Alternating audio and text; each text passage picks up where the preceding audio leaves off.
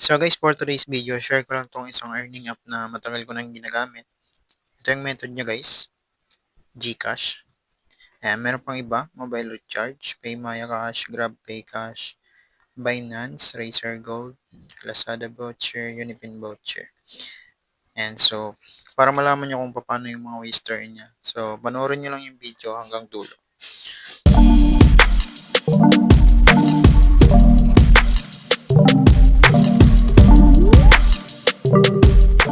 So, dito punta tayo sa home. And dito sa home guys, meron siyang play now. And then meron siyang top survey, top offers. And kung mapapansin nyo dito guys sa iba, nakalock pa siya. No? So, para mabukas yan, mag-play now tayo. Ano guys. And so, dito sa play now, meron sila ditong recommended na laro. So, sa akin isang games lang nandito. Sa iba guys, marami yung recommended nilang games. So, depende, iba-iba na.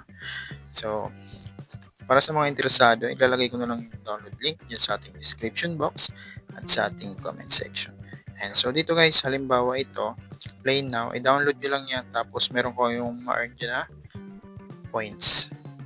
So halimbawa sa more, so maglaro tayo 1 minute, meron 7 points, 8 points, 8 points, hanggang sa last niya is 19 points. So kung gusto nyo yan, play now, download nyo yung games. So, magbabad kayo sa play now para makapag-earn and then para ma-open yung ibang waster niya. And dito sa scratch, nakalock pa yan guys. Kailangan mag-play now tayo para mabukas yan. And then, ganoon din dito sa streak. Magbubukas yan kapag nag-play now tayo. And meron ding invite. Actually, optional lang yung invite. Pero, mas maganda kung mag-i-invite kayo kasi every user na maglalagin sa link nyo, meron kaagad kayong 1.5 na points. Direktang pupuntahin sa balance nyo kapag nag-login sila sa link nyo. Ayan, optional lang yung invite, pero mas marami, mas maganda. So, makapag-earn kayo ng mas marami kapag nag-invite kayo. And then, only din yung points na makuha nyo kapag nag-invite kayo. So, optional lang naman yan guys. So, depende na sa inyo kung gusto nyo mag-invite na guys. So, sa pag-redeem, nandito lang yan. Sa akin GCash, try ko mag-withdraw 100. Ayan, click ko yun 100.